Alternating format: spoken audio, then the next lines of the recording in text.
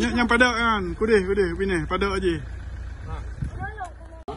Hari ini 3 Februari 2025, tepatnya hari tragedi Arakundo 3 Februari 1999.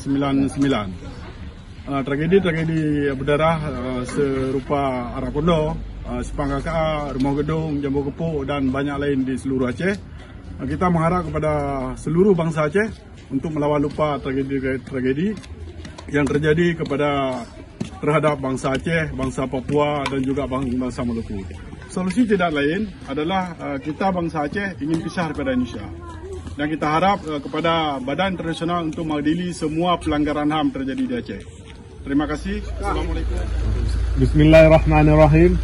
Assalamualaikum warahmatullahi wabarakatuh. Waalaikumsalam warahmatullahi wabarakatuh. Saudara-saudara, hari ini kita berdiri di atas sejarah penuh luka. Tragedi Idicut, Arakundo. Arakundo adalah simbol dari pengkhianatan terhadap kemanusiaan 26 tahun yang lalu. Namun luka itu tetap mengaga karena pengkhianatan masih merajalela di bumi Aceh. Bukan hanya di Aceh, tetapi juga di Papua dan Maluku. Kita menyaksikan pola yang sama, penindasan, perampasan, dan pelanggaran hak asasi manusia. Ketika sebuah bangsa tidak lagi melindungi rakyatnya, ketika keadilan berubah menjadi senjata penindasan, maka satu-satunya pilihan adalah menentukan jalan kita sendiri. Untuk Aceh, Maluku, dan Papua, solusi yang paling adil adalah pisah dari Indonesia. Selama berpuluh tahun, kita telah menjadi korban eksploitasi tanpa batas, perampasan kekayaan alam, penghancuran budaya, dan pengabaian martabat rakyat. Sudah cukup kita miliki sejarah, identitas, dan kedaulatan yang tidak bisa terus dirampas. Pisah dari Indonesia bukanlah sekedar tuntutan, melainkan jalan menuju kebebasan dan kehidupan bermartabat. Kita berjuang bukan untuk membenci, tapi untuk meraih masa depan yang damai, adil, dan sejahtera. Dunia harus tahu, ini bukan pemberontakan, ini adalah hak kami untuk hidup merdeka. Keadilan tidak bisa ditegakkan oleh penjajah. Saatnya kita bangkit dan berdiri di atas kaki sendiri. Hidup Aceh, hidup Maluku, hidup Papua merdeka. Merdeka! Merdeka! Merdeka! Merdeka! Merdeka! Merdeka! Allahu Akbar. Allahu Akbar. Aceh Merdeka. Papua Merdeka.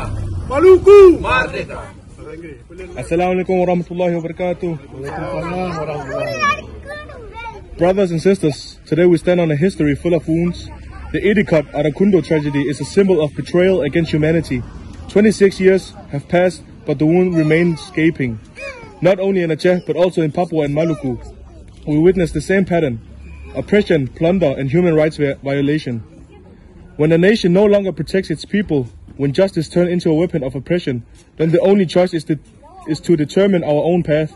For Aceh, Maluku, and Papua, the most just solution is to separate from Indonesia. For decades, we have been victims of unlimited exploitation, plunder of natural resources, destruction of culture, and neglect of people's dignity. Enough is enough. We have a history, identity, and sovereignty that cannot continue to be taken away. Separation from Indonesia is not just a demand, but a path to freedom and dignified life. We are fighting not to hate, but to achieve a peaceful, just, and prosperous future. The world must know this is not a rebellion. This is our right to live freely. Justice cannot be upheld by colonizers. It is time for us to rise and stand on our own 2 feet. Long live Aceh, long live Maluku, long live Papua. Merdeka! Merdeka! Merdeka! Free Papua! Merdeka. Free Papua! Merdeka. Free Papua! Merdeka! Free Maluku! Merdeka. Free Maluku! Merdeka. Free Maluku! Merdeka. Free Aceh! Merdeka. Free Aceh! Merdeka. Free Aceh! Merdeka. Thank you. Oh